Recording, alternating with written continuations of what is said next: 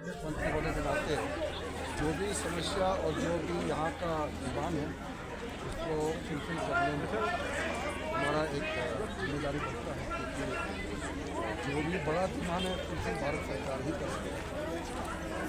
और साथ साथ ये मैसेज भी मैं देना चाहता हूँ कि कुछ भी समस्या लद्दाख में है उसका हल मोदी सरकार ही करेगी।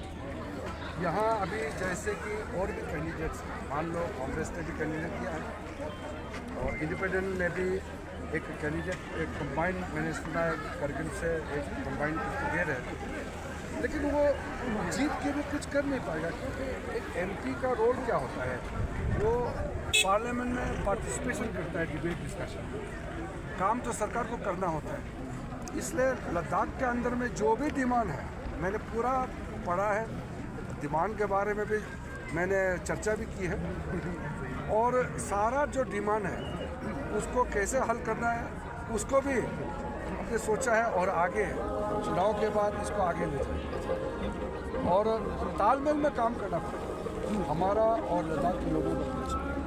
तो उसके लिए हम लोग राजनीतिक दल के लोग हैं, हमारा पार्टी यहाँ से सांसद जीतना पहुँचे, क्योंकि यूनियन टेरिटरी होने के नाते लद्दाख सीधा भारत सरकार के ओर से रिस्पॉन्सिबिलिटी होता है यहाँ का गवर्नेंस का। तो मैं मानता हूँ कि अभी काफ़ी लोगों को रियलाइजेशन हुआ है कि यूनियन टेरिटरी तो बन गया। यूनियन टेरिटरी बनने के बाद घर संभालने के लिए घर तो बन गया, यूनियन टेरिटरी मतलब लद्दाख अपने आप एक इंडिपेंडेंट घर बन गया। उस घर के अंदर में जो भी ज़रूरत चीज़ है, कॉन्स्टिट्यूशनल सेफ गार्ड्स है, यहाँ कुछ प्रोविजंस रखना है, नया चीज़ इंट्रोड्यूस करना है, ख़ास करके यहाँ का ज़मीन, यहाँ का कल्चर, यहाँ एम्प्लॉयमेंट जनरेशन के लिए कई चीज़ लद्दाख के लिए करना होगा। तो वो भारतीय जनता पार्टी सरकार ही करेगा, क्योंकि देश में इस बार तो और भी 400 पार जा रहे हैं हमारा एनडीए का। बीजेपी अकेला ही लगभग 370 के ऊपर जाने का संभावना है। तो ऐसा में यहाँ अगर बीजेपी का एमपी को वोट नहीं दिया, बीजेपी हार गया, तो हम तो उसमें बहुत दुखी हो जाएंगे कि इतना काम करने के बाद, बरसों से सपना यूटी हो लद्दाख का, मोदी जी ने पूरा करने के बाद, और एक के बाद एक यहाँ सड़क, बिजली, यहाँ के एजुकेशन सिस्टम, हेल्थ सिस्टम, सारा को इतना करने के बाद अगर वोट नहीं मिलेंगे तो हमको दुखी तो ज़रूर होगा।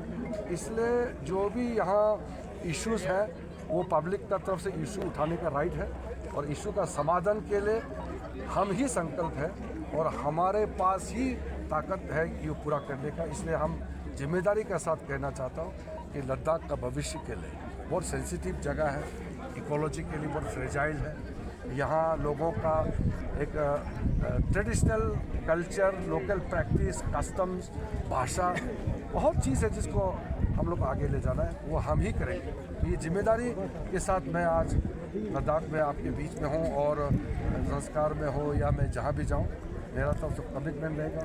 हमारे जो बाकी जो सीनियर लीडर्स हैं यहाँ के, सबसे बातचीत किया। अभी जाम्यांग सिंह जी, हमारा जाम्यांग सिंह नामग्याल जी अभी एमपी कैंडिडेट नहीं है, लेकिन फिर भी उन्होंने 5 साल लद्दाख का आवाज़ बन करके पार्लियामेंट में रहा है, तो उनको भी हम लोग कॉन्फिडेंस में ले करके। और तशी गैल्सन जी यहाँ अभी चीफ एग्जीक्यूटिव काउंसिलर होने के नाते उनका अपने लोगों में ऑलरेडी अच्छा से उसका जानकारी है, लोग उसको पहचानते हैं, कॉन्फिडेंस है।